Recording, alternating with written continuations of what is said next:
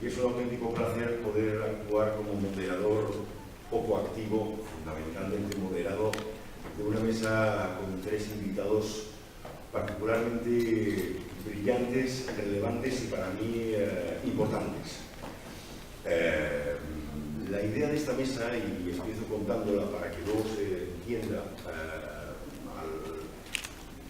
las razones de los tres participantes, nace de complementar la invitación a esta Feria del Libro de Buenos Aires, a Barcelona como ciudad literaria, complementarla con la visión de aquellos que, sin ser catalanes, sin vivir en Cataluña, sin escribir en catalán, sí han sentido como suya Barcelona como ciudad de experiencia literaria, bien en razón de los libros editados en Barcelona, bien en razón por las visitas a Barcelona, bien en razón de las amistades cuajadas en Barcelona, por las lecturas hechas, por cualquiera de las dimensiones que encarnan las tres personas invitadas a participar en esta mesa. Y os propongo proponerlos una mínima presentación en el orden en el que van a intervenir, con la idea de que después de esa primera intervención podamos trabar una conversación final a propósito de esas experiencias sin duda diferentes. Hemos acordado que el primer interviniente fuese Juan Gabriel Vázquez, escritor colombiano para mí, en el primer nivel de relevancia como novelista y como ensayista de los últimos 20 años, para mí uno de los grandes escritores de los últimos tiempos, además de amigo personal y con una vinculación a Barcelona que va más allá de la cultura o de la experiencia literaria, porque ha sido ciudadano de Barcelona, además de ha compartido buena parte de los años de su vida en Barcelona. En el caso de Paola de Lucantis, estamos hablando de la responsable editorial de Tusquets en Argentina, y por lo tanto alguien que inevitablemente ha tenido que cruzar su vida personal y su vida profesional con Barcelona de un modo u otro. Aunque Barcelona esté lejos de Buenos Aires, Tusquets se fundó hace 50 años en Barcelona, hace 50 años este año, y está también evidentemente en Buenos Aires.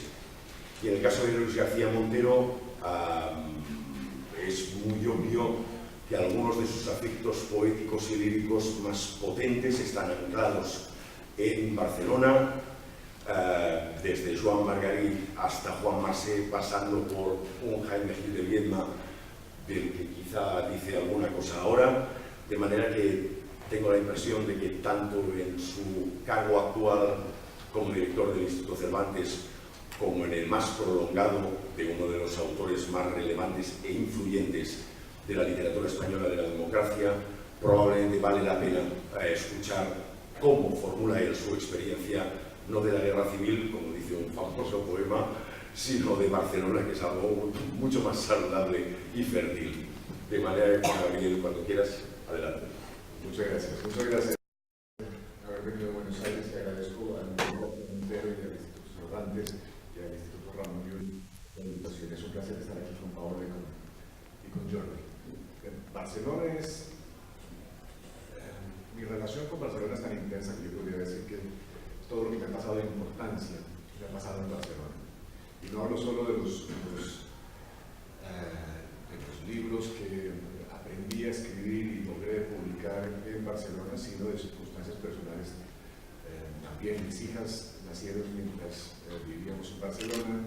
En Barcelona, una ciudad a la que llegué con 26 años, dejé cuando me fui amigos que han sido importantes, de manera que la relación es mucho más emocional de lo que pasaría por el impulso original con el que llegué, que digo, con algo de pudor, fue un impulso literario. Yo llegué a Barcelona porque en Barcelona habían vivido y escrito las personas a las que yo quería parecerme. Gabriel García Márquez, Mario Vargas Llosa, José Donoso, habían todos vivido y escrito en Barcelona, escrito además grandes novelas. El Otoño del Patriarca es una novela escrita en Barcelona. Y aparte de eso, tenía Barcelona este vínculo raro, histórico, con otros escritores, otros libros, y para los que somos, como dice Vargas Llosa, fetichistas de la literatura. Es decir, que nos gusta buscar los espacios donde vivieron y trabajaron los escritores que admiramos, los espacios donde suceden las ficciones que admiramos. Esto es importante. Para mí Barcelona era importante también porque era la ciudad de George Orwell, en homenaje a Cataluña, que es un libro bellísimo, que hoy los lectores podemos rastrear por las calles de Barcelona. Los edificios están allí, los edificios que describe Orwell durante la Guerra Civil, en sus episodios barceloneses están ahí. Y desde luego está la relación esa misteriosa y ambigua que tiene el Quijote con Barcelona. Yo he caminado por la Barcelona del Quijote tratando de encontrar la librería donde Don Quijote ve su propio libro publicado, ¿no? Donde se encuentra el libro, la novela publicada. Y hay una calle en Barcelona que evoca uno de los episodios célebres del Quijote, el encuentro con Roque Guinart de Don Quijote, de manera que Barcelona como escenario literario, como satisfacción para fetichistas literarios como yo, estuvo siempre presente. Y yo llegué allí percibiendo un poco el mito del boom latinoamericano, por razones literarias, emocionales, pero también por razones muy concretas, pragmáticas y económicas, que era el deseo, la obsesión casi de ganarme la vida con lo único que sé hacer razonablemente bien, que es leer y escribir. Había dos ciudades en mi lengua en el año 99, cuando llegué a Barcelona, donde eso era posible, y era Madrid y Barcelona. Yo escogí Barcelona porque era la ciudad del mundo latinoamericano.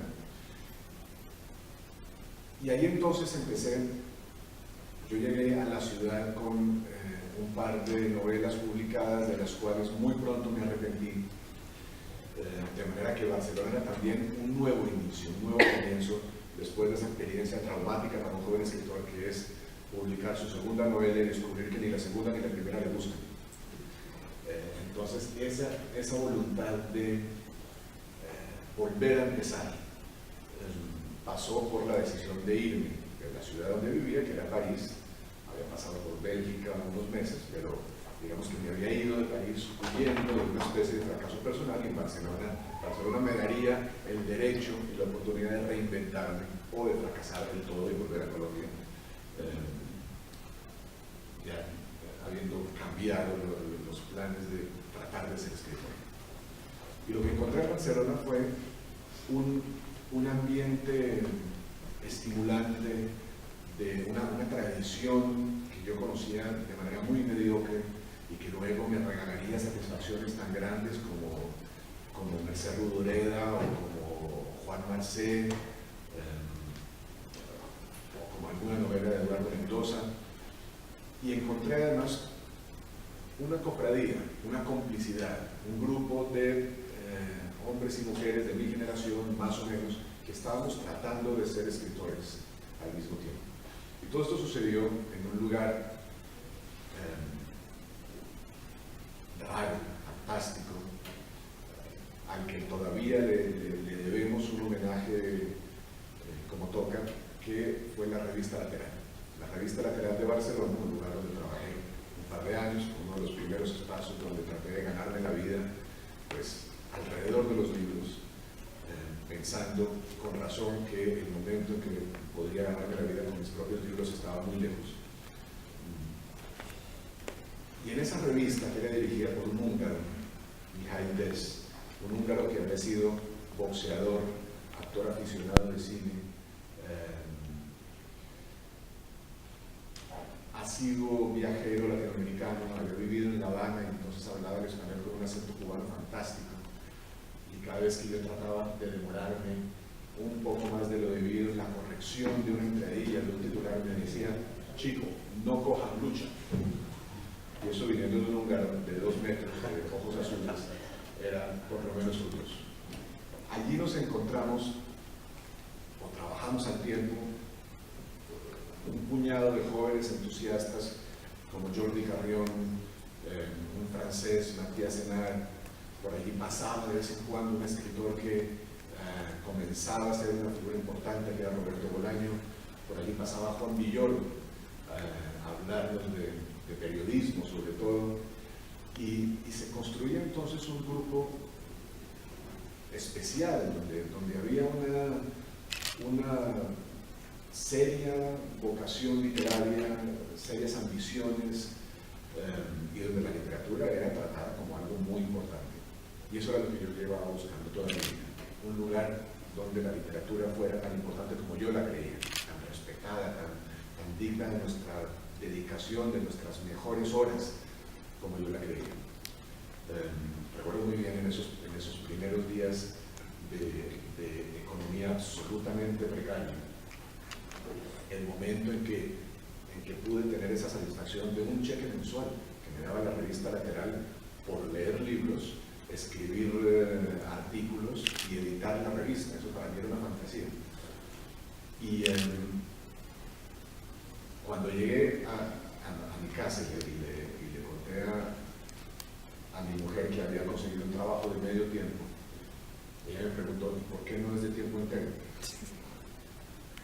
Y yo le dije, bueno, me lo ofrecieron, y es verdad que lo necesitamos, pero si escojo un trabajo de tiempo entero, ¿en qué momento escribo mis novelas? Yo quiero tener tiempo para escribir mis novelas. Y me dijo, bueno, pues veremos cómo hacemos. Tienes razón, veremos cómo hacemos, y acabé teniendo un trabajo de medio tiempo en una revista que para todos los efectos prácticos fue una especie de semillero. Los escritores que pasaron por allí hoy tienen recorridos valiosos, han publicado libros interesantes, y eso me dio Barcelona, la posibilidad de, después de la experiencia Lateral, de ganarme la vida con esta pasión. Como reseñista, escribí reseñas durante muchos años para el periódico de Cataluña, como traductor, durante muchos años me gané la vida traduciendo libros para editoriales como Península o como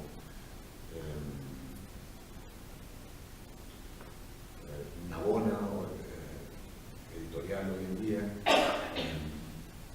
De manera que mi deuda con esta ciudad es infinita. Llegué a tenerle tanto cariño como para interesarme en sus defectos, que yo creo la medida del cariño que podemos sentir por una ciudad es que ya no nos son indiferentes sus defectos, o sus problemas, o sus conversaciones políticas. Y es una ciudad de la que en muchos sentidos nunca me he ido, finalmente ya nunca me iré. Sigo ahí de alguna manera a través de mis amigos, a través de mis libros que están ahí, mucha gente literaria está ahí, a través de lecturas, a través de la fascinación por la obra de escritores que trabajaron, escribieron en Cataluña y en catalán tanto como en castellano. Y es una ciudad que sigue teniendo una presencia definitiva en mi vida, y mucho me temo que ya nunca dejaré de tenerla. No sé si te parece que eso es una buena manera de comenzar. Me parece maravillosamente afectuoso. De manera que a ver si Paola cambia el tono. Es tan cálido. Y vamos a tu propia experiencia, Paola. Gracias. Bueno, muchas gracias por estar aquí. Perdón por mi voz, pero estoy en la tercera semana de feria del libro. Gracias, Luis, por la invitación, al Instituto Cervantes, Jordi, y por supuesto a Gabriel y al Instituto Lima. Cuando me invitaron a participar en esta mesa, me puse a pensar cuál era mi relación con Barcelona. Y me tuve que remontar a mi infancia porque no estoy tan lejos. Que mi abuelo fue un catalán que en el año 55 se vino a Sudamérica huyendo, confrontado con su familia, y entonces agarró a su familia, a su mujer y sus hijas, y se vino. De la mano de mi abuelo, que era un poeta, entendí y empecé a leer poesía, y los autores que leía eran españoles. Entonces, claro, cuando empecé a pensar mi conexión con Barcelona, que es muy actual por mi trabajo, me tuve que remontar a la infancia y a algo mucho más emotivo. De la mano de mi abuelo leía Machado, a Becker, a Leía,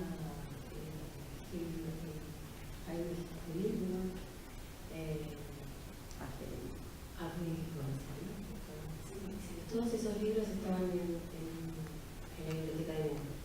También me di cuenta que había una otra parte de la cultura de Cataluña, tenía que ver con la gastronomía y era la cocina de mi abuela. Entonces, literatura y gastronomía, que de chica eran una experiencia muy familiar y muy cercana, se transformaron en dos guías de mi vida. Y a los 23 años, mientras estudiaba en la facultad, estudié comunicación, empecé a trabajar en el grupo editorial Z, una editorial radicada en Barcelona. Me di cuenta que todas las editoriales donde trabajé durante 23 años estaban radicadas en Barcelona. Primero fue el grupo Z, luego fue el grupo Planeta, después me fui a la editorial sudamericana, que era una editorial argentina fundada por un catalán, que luego fue comprada por el grupo Penguin y tiene su oficina y su casa matriz en Barcelona. Y en el año 2005 conocí a Luis y a Almudena y fue mi primer trabajo para Tusquets Editores. Una editorial que busqué, confieso que perseguía al editor durante 2 años diciéndole me tenés que contratar, yo quiero trabajar en esa editorial, porque me gustaba el catálogo, porque me gustaba la escala humana en la que trabajaban. Y comencé a trabajar en Tusquets, llevo ya 14 años. Tusquets fue comprada por el Grupo Planeta, así que ahora volví al Grupo Planeta después de haber vivido hace muchos años. Pero Barcelona ha sido para nosotros, los argentinos, una guía editorial. Para el que trabaja en el mundo editorial es un lugar imprescindible. Los agentes literarios, los autores, el mercado editorial, de los grupos más grandes, las traducciones. Nosotros leímos y leemos a los autores latinoamericanos como Juan Gabriel, como fue en la época del boom, Vargallosa, Gabriel García Márquez, a través de editoriales españolas. A veces decimos en chiste acá que el límite, estamos más cerca de Barcelona para leer a un latinoamericano que de Perú o de Ecuador. Eso tiene que ver un poco con lo que hablábamos antes de la charla, con la circulación de libros. Pero Barcelona ha sido un lugar de referencia literaria. Cuando fui a Barcelona, que fui de muy grande, tenía 35 años, entendí todo lo que había escuchado durante mi infancia, conocía de alguna manera las calles, los parques, el ambiente, un poco lo que se respiraba. Y del lado profesional conocía y tenía todos los relatos de los escritores que habían vivido, de los escritores que escriben. Porque Barcelona y Buenos Aires también tienen esos exilios cruzados de nuestros abuelos que vinieron y de los años 70, muy duros para Argentina, todos los escritores que se fueron a vivir a Barcelona y que ahí produjeron muchísimo de su obra, como Tizón, como Juan Saturán, como Moyano. Entonces, siempre estamos leyendo un poquito de Barcelona cuando algún escritor vivió, pasó, se exilió, volvió. Estos exilios cruzados van y vienen entre distintas generaciones. Nosotros también tenemos otra generación de autores, de gente más joven que se fue en el año 2001. Por eso digo que tiene una historia de exilios que van y vienen continuamente. No solamente en Barcelona, sino también en España. Me resulta como difícil pensar el mundo del libro sin Barcelona. Creo que es una ciudad que respira literatura en sus librerías, en sus festivales, en las residencias que hay para escritores, en su producción editorial, por supuesto, que es la más grande de todo Hispanoamérica. Entonces estoy absolutamente ligada profesional y emocionalmente, porque cuando, sin darme cuenta, cuando me invitaron a la mesa dije, wow, la literatura en mí empezó en los libros que sacaba de la biblioteca de mi abuelo en las noches para leer un rato y era una conexión muy personal. Mucho más. Y el juego consistía en esto, en buscar el contraste entre perspectivas como esta, y el último contraste lo aportará Luis García Montero. Sí, también en el sentido de declarar el amor y la admiración a Barcelona como la gran capital del libro de la cultura hispánica.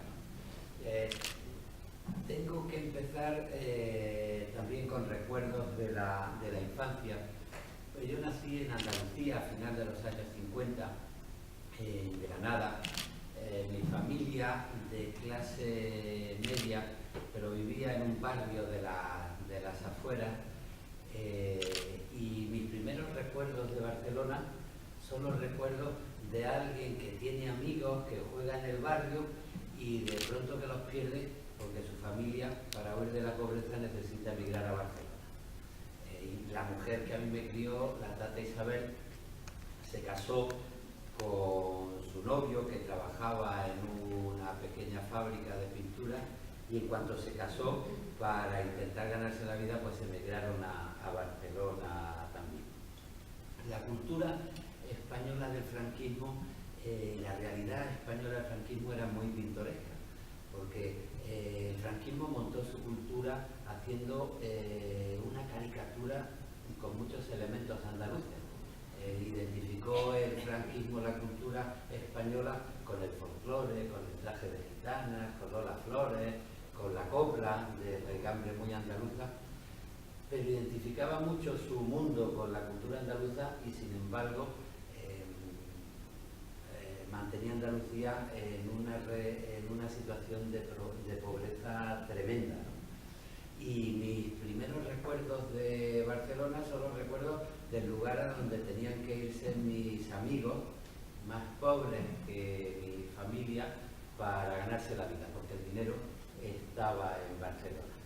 Y por una parte, pues pensaba en Barcelona con la admiración, bueno, allí está el dinero, allí está la modernidad, pero por otra parte con esa quiebra también del resquemor de decir, bueno, ¿y por qué el dinero no está aquí?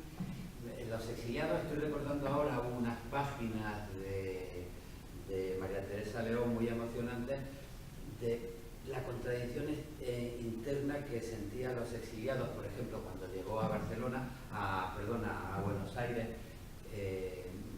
Rafael Alberti y María Teresa León, al terminar la guerra civil, pues acabaron viviendo desde el 40 al 63 en Buenos Aires, con una estancia de 1 año en Córdoba, mientras consiguieron la residencia, ¿no? Y cuenta María Teresa la contradicción de, por una parte, la felicidad de estar vivo, y por otra parte la mala conciencia de que muchos compañeros como García Lorca hubieran perdido la vida y ellos se sentían como unos afortunados. Yo en Granada, por poder quedarme en mi ciudad, me sentía como un afortunado, pero con la mala conciencia de que mis amigos y mucha gente a la que quería tenía que irse huyendo de la pobreza a Barcelona. Esa es la primera imagen que tengo. Después me entra la pasión por la literatura, empiezo a estudiar y me aparece la Barcelona como la gran referencia cultural que a mí poco a poco me va interesando. Juan Gabriel ha recordado ya de qué manera en el segundo tomo Don Quijote, pues para llevar en la contraria a la falsificación de Avellaneda, acaba en Barcelona, presenta a Barcelona como la gran ciudad de la hospitalidad. Hay frases muy emocionantes hablando de Barcelona como una ciudad hospitalaria, y allí descubre el mar, que no es poca cosa, y descubre la imprenta. Visita la imprenta y hace reflexiones no solo sobre una visita ocasional o un conocimiento ocasional de una imprenta, sino algunas reflexiones que tienen que ver ya con los códigos del mundo del libro de la época, ¿no? Desde entonces viene la identificación de Barcelona como la gran ciudad del libro en la cultura hispánica. Yo empiezo a trabajar en Federico García Lorca, me identifico con Lorca, leo, por ejemplo, el epistolario entre Lorca y Dalí, entre Lorca y su familia cuando está en Barcelona, y Federico García Lorca dice: esta es la gran ciudad del progreso, aquí hay política, en España no, aquí se palpa la vida cultural, en España no hay vida cultural, ¿no? Y el hermosísimo saludo que Lorca escribe después del estreno de Doña Rosita la Soltera o El lenguaje de las flores para las floristas de las Ramblas, pues, hablando de las Ramblas como la ciudad, la calle más universal y más conmovedora del mundo, pues realmente es emocionante, ¿no? Bueno, pero además empiezo a estudiar literatura y Barcelona pues se convierte en la gran articulación de la literatura de posguerra española a través primero de Destino y del Premio Nadal, después a través de Planeta, pero sobre todo es lo que a mí me afecta con el gran cambio en el mundo editorial que para la cultura democrática en España supuso Seix Barral, una figura como Carlos Barral. Yo tuve la suerte de editar, porque me dio Carlos el manuscrito de su cuaderno de Metropolitano, donde explica la redacción de sus dos primeros libros, Metropolitanos y 19 figuras de la historia civil, que creo que es uno de los grandes libros de poemas de la posguerra española. Y a través de Barral, pues, y con el gran homenaje que se organizó a Antonio Machado en el 59 en el exilio, y a través de la primera antología de Castellers, 20 años de poesía española, que celebraba en el 59 los 20 años, conmemoraba los 20 años de la muerte de Antonio Machado, pues se configura una cultura democrática en la que yo me voy formando y donde busco mis referencias. Y mis referencias son poetas de Barcelona como José Agustín Goytisolo y sobre todo como Jaime Gil de Viedma, que es un maestro al que admiro y del que tengo la suerte de recibir una amistad muy generosa. Y esa admiración por el mundo editorial en torno a Seix Barral después se mantiene por la lectura y la pasión como lector que siento por los continuadores en la constitución de la cultura democrática en España, que tienen como referencias en la sucesión pues a Herralde y a La aventura de Anagrama y a Beatriz de Moura y La aventura de Turquet, editorial en la que yo publico y que me permitió conocer a Paola. Herralde y Turquet pues mantienen una tradición que tiene que ver pues con el protagonismo en la literatura hispánica de Barcelona, que vive momentos brillantísimos como el del boom latinoamericano,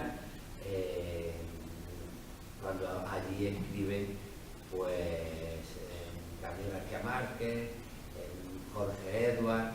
Bueno, Barcelona es la ciudad que tiene una gente literaria como Carmen Valdés, que se va a Londres a hablar con Mario Vargas Llosa y a decirle: oye, no pierdas el tiempo dando clases de literatura, te vienes a Barcelona, que yo te permito que vivas de escribir, porque lo que tienes que hacer es escribir. Bueno, pues esa capacidad de atraer a gente como García Márquez, como Mario Vargas, como Pitol, como Jorge Edwards, pues continúa después, cuando yo ya soy un joven escritor o un profesor, con el protagonismo que tiene, por ejemplo, en Barcelona, pues autores como Villoro o poco después como Juan Gabriel. De manera que esa es mi relación con Barcelona. Desde el recuerdo infantil de decir, bueno, ¿y por qué Andalucía es tan pobre y hay que irse a vivir a Barcelona para ganarse la vida?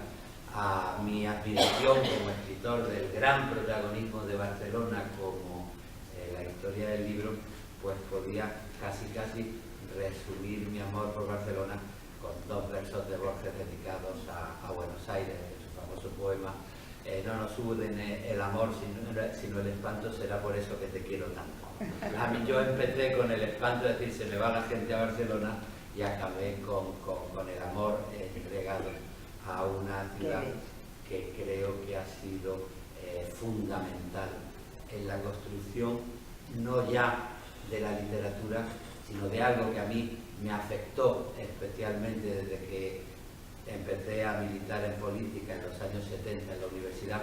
Ha sido fundamental en la construcción de la mejor cultura democrática de mi país, ¿no? Y si me permite, Jordi, yo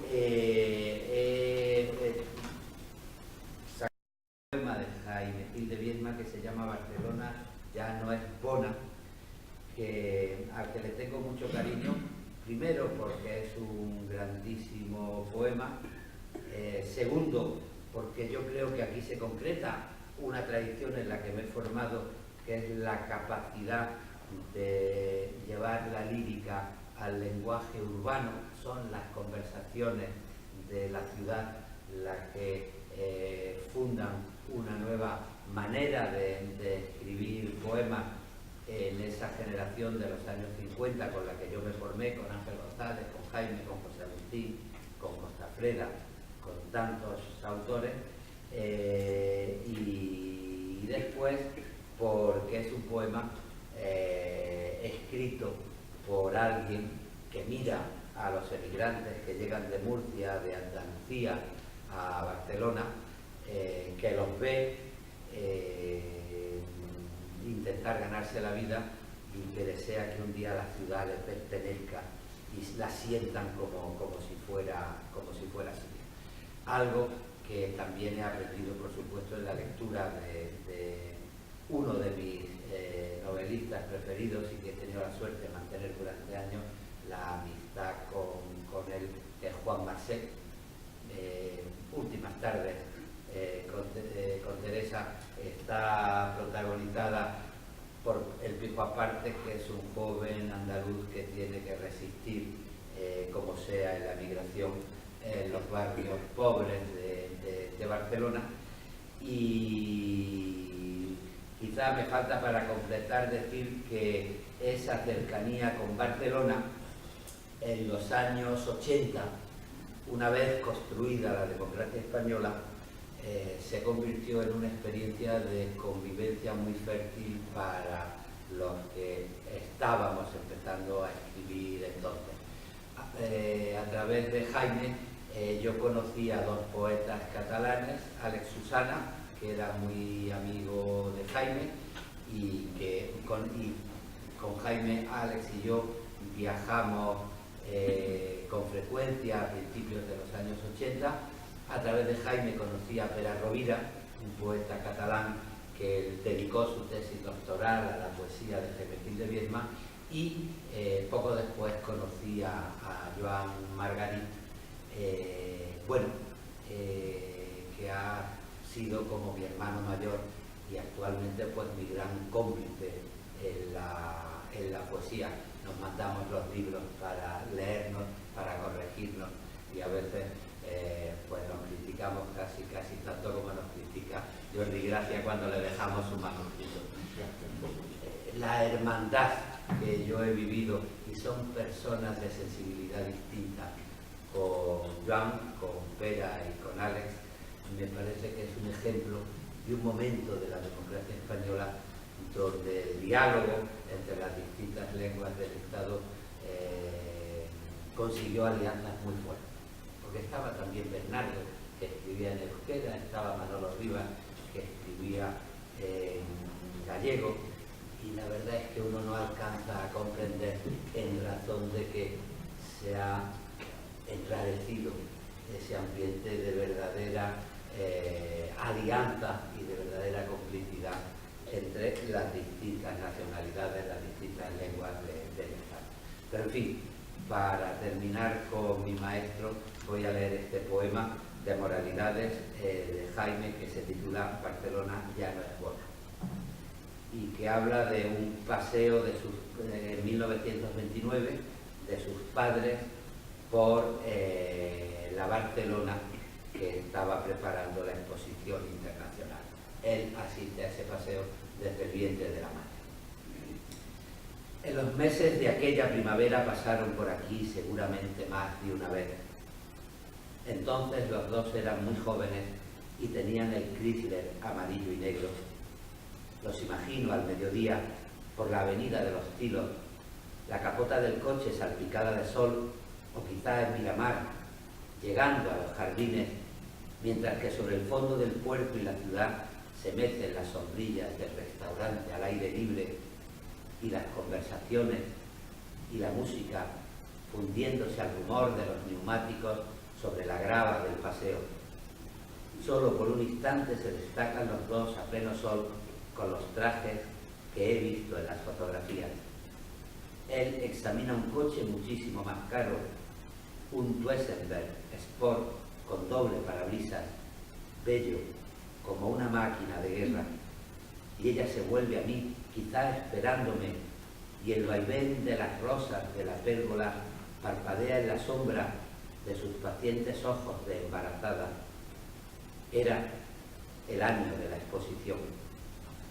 Así yo estuve aquí, dentro del vientre de mi madre, y es verdad que algo oscuro, que algo anterior me atrae por estos sitios destartalados.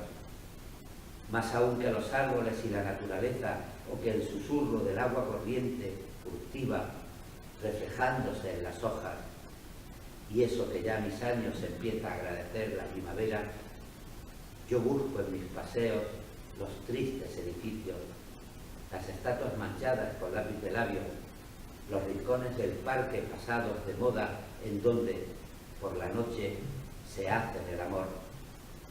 Y a la nostalgia de una edad feliz y de dinero fácil, tal como la contaba, se mezcla un sentimiento bien distinto que aprendí de mayor.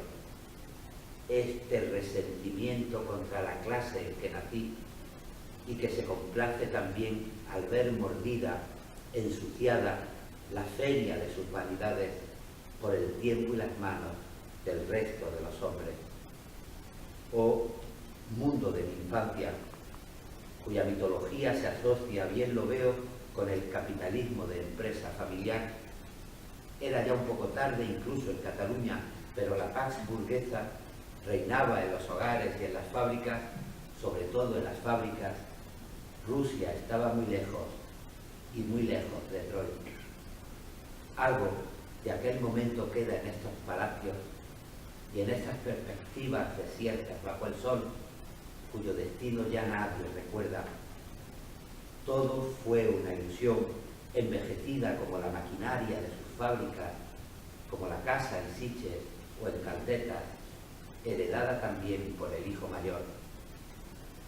Solo montaña arriba, cerca ya del castillo, de sus fosos quemados por los fusilamientos, dan señales de vida a los murcianos. Y yo subo despacio por las escalinatas, sintiéndome observado, tropezando en las piedras en donde las higueras agarran sus raíces, mientras oigo a estos chavas nacidos en el sur hablarse en catalán y pienso a un mismo tiempo en mi pasado y en su porvenir. Sean ellos sin más preparación que su instinto de vida, más fuertes al final que el patrón que les paga y que el saltataulés que les desprecia. Que la ciudad les pertenezca un día, como les pertenece esta montaña, este despedazado anfiteatro de las nostalgias de una burguesía. La lectura del poema, oportunísima. Quedan unos 20 minutos y yo creo que a lo mejor vale la pena hacer una última ronda con respuestas quizá un poco más breves, pero en torno a otra dimensión de la ciudad que forma parte, creo, de la experiencia de cualquiera que la haya vivido, tanto culturalmente como en sentido directo, y es en qué medida Barcelona, la complejidad de Barcelona, la complejidad político, social y cultural que está en ese poema, pero que está también en sus gestos de vanguardia, de ruptura y de heterodoxia.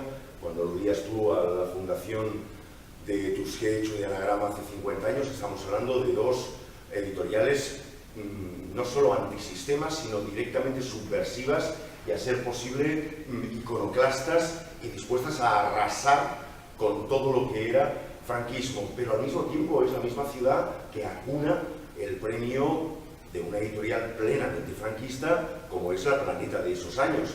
Pero es verdad que es la misma ciudad que está favoreciendo la transformación del lector español en un lector de primer nivel europeo, con un nivel de complejidad y de trama cultural, civil, internacional, a través de la Biblioteca Breve, de los premios Biblioteca Breve y de esa sucesión de editoriales. Por tanto, regresando al principio de la pregunta, es algo así como hasta qué punto la ciudad contiene tantas capas y tantos factores que ella misma se convierte en una forma de reeducación civil y cultural para aquellos que la tienen asociada a sus entornos culturales, políticos o ideológicos. Sí. Algo así.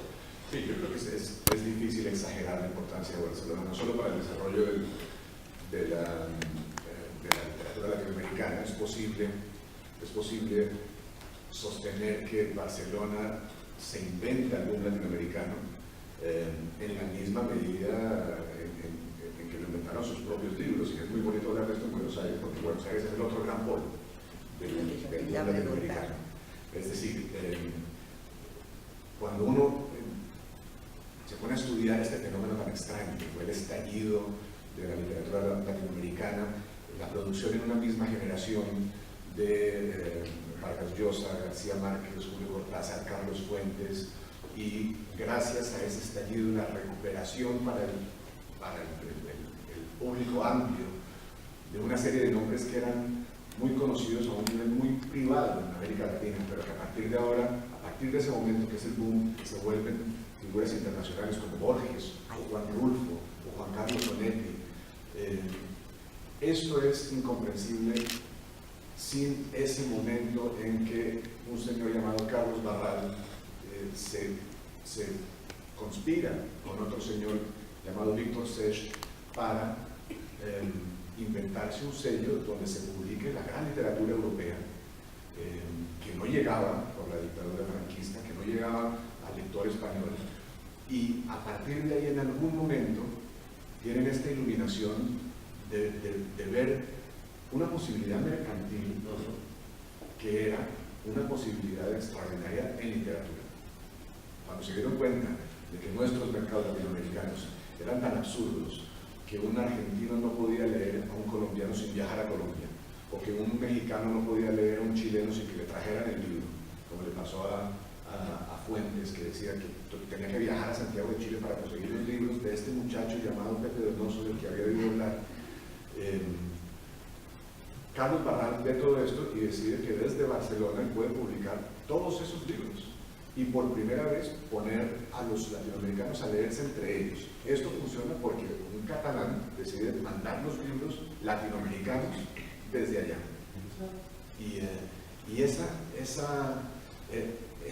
es una revolución editorial, comercial, que permite el estallido de una generación que se profesionaliza por primera vez, que empieza a ganarse la vida con los libros, a volverse escritores profesionales en el mejor sentido de la palabra, a partir del año 62, cuando Vargas Llosa publica La ciudad de los perros. Y el otro gran momento es el 67, cuando García Márquez publica Cien años de soledad, aquí, en una editorial, además fundada por un catalán que había venido años antes, Antonio López Rosas, fundada montada, no sé si la palabra es fundada. Entonces, claro, no se puede exagerar la importancia que tuvo la ciudad a la literatura latinoamericana. Hay una anécdota fantástica en la que alguien ve a García Márquez en el aeropuerto del Prat, en Barcelona, y se le acerca y le dice: no sé quién es usted, Cortázar o Vargas Llosa. Y García Márquez, que está medio dormido, abre los ojos y dice: los dos. Esto es una metáfora del momento que pasaba la ciudad concentrada verdaderamente la literatura, la gran literatura latinoamericana en los años 70.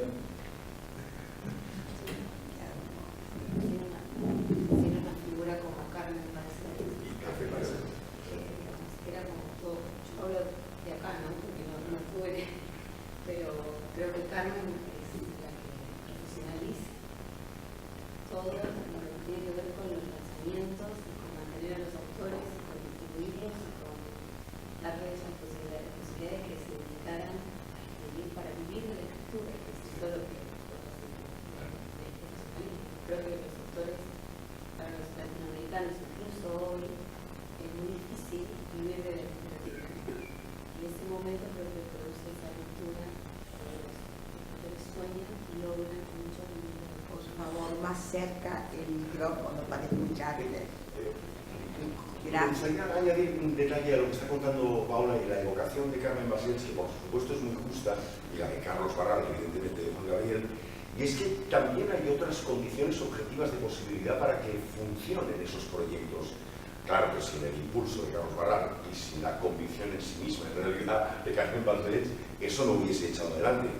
Pero en la segunda mitad de los años 60 en Barcelona están sucediendo muchas más cosas y es inevitable volver a recordarlo. En el 69 se están fundando editoriales, no solo Tusquets y Anagrama, sino también Kairos, una editorial que sobrevive todavía ahora, pero todo esto tuvo un papel muy potente en términos de pensamiento, filosofía y de reactivación de la vida intelectual de entonces.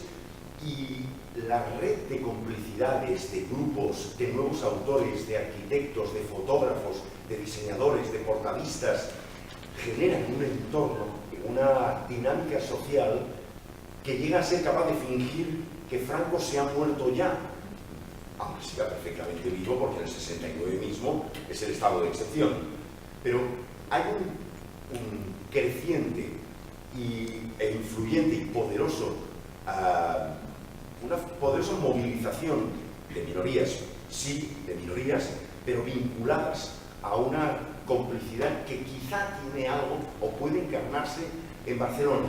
Y Balcells es Barcelona, y Barral es Barcelona. A Xavi Allén le gusta bromear con la BBB, Barral, Barcelona, Balcells. Hay algo de eso, y con eso no estoy rebajando la función de Barral y de Balcells, evidentemente, pero sí tratando de señalar que fueron fértiles porque hubo muchos conectores y muchas terminales que actuaron como resonadores y difundidores de ese mismo impulso. Y bueno, tú aludías algo antes que a mí me parece importante recordar. Barcelona, para alguien de mi mundo y de mi generación, no solo era la referencia de la gran capital editorial, sino también una referencia democrática imprescindible. Eran muchas ciudades, pero donde se estaba construyendo buena parte del pensamiento democrático era en Barcelona, aparte de Madrid. Hemos hablado de editoriales como Planeta, dada por un franquista declarado, como Destino, que sus fundadores no eran franquistas, pero tenían muchas conexiones, pero tenían muchas conexiones y sobre todo yo creo que pertenecieron a un plan para intentar que la literatura que se escribiese en Cataluña fuese literatura en español, porque fue de alguna manera, y sobre todo con el premio Nadal, pues empujando a muchos jóvenes escritores catalanes a que se presentaran al premio, porque era una bicoca, pero para eso tenían que escribir en castellano. Estaba hablando de un mundo editorial que estaba cercano a la gran industria catalana que se había acercado al franquismo, frente a una burguesía que se había mantenido en el otro lado, más cerca del catalanismo. Con muchos matices, porque si yo recuerdo ahora la literatura de Salazar, de Salazar y La Gangrena, lo que hay es una regañina a la burguesía catalana por haberse abandonado al capitalismo y haber abandonado las grandes prácticas religiosas y de respeto y casta y poco promiscua que debía caracterizar la decencia de la sociedad. Yo creo que La Gangrena es una de las novelas que mejor analiza desde la carcundia el cambio interior en el régimen, de haber sido un régimen muy ideológico a los 25 años de paz de Fraga y decir, no, ahora el futuro del régimen está en el desarrollo económico, ¿no? Eso lo analizó la Salazar en La Gangrena Premio Planeta. Era una editorial muy complicada con el franquismo y con el intento de que la literatura que se escribiera en Cataluña no fuese en catalán. Pero al mismo tiempo, Barcelona para nosotros es la ciudad de Mientras tanto y de Manuel Sacristán, que supone una transformación modernizadora en el interior de la izquierda. Es la ciudad del sur, el Partido Comunista Catalán, que va por delante de todo el desarrollo ideológico dentro de la izquierda, y es la ciudad donde adquiere una importancia fundamental la construcción de las comisiones obreras, con un congreso decisivo, donde hay un debate claro para decir, bueno, nos están invitando a decir el futuro ya pasa por el desarrollo económico y por la renuncia al debate político, tenemos que hacer inseparable el desarrollo económico de la cultura democrática. Y buena parte de las comisiones obreras catalanas son fundamentales en el intento, en un segundo momento del régimen, de que no se pueda separar futuro económico de dignificación laboral y de valores democráticos. Y todos esos debates se dan en Barcelona también, de manera que es una ciudad que se convierte en un referente no solo en el mundo del libro, sino en la construcción de una verdadera cultura progresista, democrática, de izquierda, en los años 60, 70. Anagrama y Turqués empiezan como verdadera heterodoxia, estar a la contra de todo. Por fortuna comprendieron a tiempo que muchas veces el ser antisistema se puede convertir en el mejor aliado de la reacción, y enseguida cambiaron de tono y se abrieron a un tipo de literatura que no intentaba estar en los márgenes, sino construir un diálogo con los lectores. Y la Segunda de Argentina les ha dedicado a Barcelona. Mi pregunta apunta, ¿qué se lleva a Barcelona de esta feria 2019? No lo sé. Es una pregunta que supera en mucho mi capacidad de saber contestarla, entre otras cosas porque llevo solo desde el martes en la feria, pero sin ninguna duda nos llevamos el aprecio, el cariño, el afecto de lo que ha sido una organización ejemplar, pero no voy a ser yo el que hable de eso, que no sé nada. En todo caso, que conteste a Ana Monge, que está aquí y puede hacerlo perfectísimamente y mucho mejor que yo. Gracias. Y si tienes ganas, Ana, pues lo puedes ver. Sí, yo como responsable ahora aquí en Buenos Aires del Instituto Ramón Llull,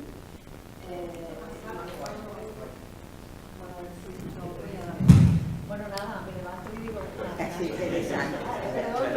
Bueno, yo creo que lo que nos llevamos es la confirmación de sabernos ciudades hermanas. Más que llevarnos algo es reconfirmar lo que ya sabíamos, que eran estos lazos que nos unen y estas culturas que al final son la misma, ¿no? Entonces, bueno, agradecimiento y hospitalidad y brazos abiertos, que al final es lo que somos aquí en Buenos Aires y Barcelona. Gracias. Muchas gracias. Porque muchísimas gracias, Ana, por la explicación y casi, si queréis, tenemos 5 minutos más de charla, pero quizá vale la pena apuntar un par de minutos cada uno a un factor más de complicación de lo que acabamos de trazar ahora, que ya es bastante complicado. Pero yo quiero ver de fútbol. ¿Quieres o no quieres? No quiero, no pienso hacerlo. No pienso hacerlo. Juan Gabriel es muy seguidor del Barça. Juan Gabriel es muy seguidor del Barça. Yo confieso que soy seguidor del Real Madrid y ninguno de los dos tenemos motivos para hablar de fútbol. Esta ocasión. Bueno, ahora me habéis obligado a hablar de fútbol. Vale, pues hablemos de fútbol. Pero es verdad que precisamente el Barça no dejó de ser uno de los factores de construcción de cultura democrática, por cierto, directamente ligado a la reivindicación de una lengua que, por supuesto, todos saben perfectamente, el catalán fue perseguida, reprimida y vocacionalmente llevada a la extinción por parte de las instituciones franquistas, y que la resistencia cultural, social, familiar, escolar, pedagógica, no institucional, pero parainstitucional, logró hacerla sobrevivir a una etapa de auténtica persecución en los términos más drásticos y contundentes posibles. Así que esa sociedad a la que llega García Márquez o Julio Cortázar, esa Barcelona en la que juega Johan Cruyff, o esa Barcelona a la que canta Jaime Gil de Biedma, es también una Barcelona que está recuperando la dignidad y la visibilidad y la legitimidad de una lengua de cultura que lo había sido antes de la guerra, pero necesitó esperar a los años 60 para lograr conquistar espacios, tanto editoriales, la edición 62, fundada en el año 62-63, y otras instituciones que logran incorporar ese elemento más de complicación de una ciudad ya de por sí muy complicada. Y en ese sentido, por ejemplo, yo para comprender la situación les aconsejo un libro de Joan Margarit, que escrito en catalán, pero que lo ha traducido al castellano, lo pueden buscar ustedes en la colección austral, que son unas memorias que se titulan Para tener una casa hay que ganar una guerra. Y bueno, Joan, de familia catalana, cuando va a la escuela le prohíben hablar en catalán. Cuenta la anécdota de ir con otro amigo, otro niño, hacia la escuela hablando en su lengua, en catalán, y que un guardia civil que pasa les pega un bufido diciendo hablar en cristiano. Joan, que tiene 80 años, es casi de mi generación, y él dice que casi empezamos juntos, que tengo 20 años menos, porque él lo educaron en castellano como lengua literaria, y sus primeros libros, que son bastante flojos, están escritos en castellano porque le habían inculcado que esa tenía que ser la lengua literaria. Cuando Joan se hace un poeta decisivo, es cuando de pronto descubre que él tiene que escribir poesía en su lengua materna, que es el catalán. Por eso la lectura de las memorias de Joan Margarit explica muy bien la situación a la que aludía Jordi, de una cultura reprimida por una dictadura que si Andalucía la estaba reprimiendo ferozmente desde el punto de vista económico, a Cataluña la estaba reprimiendo ferozmente desde el punto de vista cultural. ¿Y Ferrater?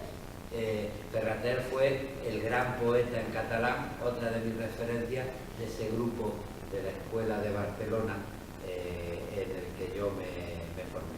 No llegué a conocerlo porque se suicidó antes de yo poder conocerlo, pero es otro de los grandes poetas con el que se forma en complicidad, según sus propias confesiones, Jaime Gil de Biedma. Y si vamos a hablar de fútbol, un momento para recordar un personaje que no hemos recordado aquí, que me parece que es fundamental también en la vida cultural de Barcelona, que es Manolo Vázquez Montalbán, que desde sus novelas hasta sus ensayos, pues no solo habla mucho de Barcelona, sino también del Barça, que era su pasión. En algunos momentos de crisis literaria, política, futbolística, a mí me decía Manolo, tú y yo, Luis, vamos a ser los últimos que apaguemos la luz y cerremos la puerta.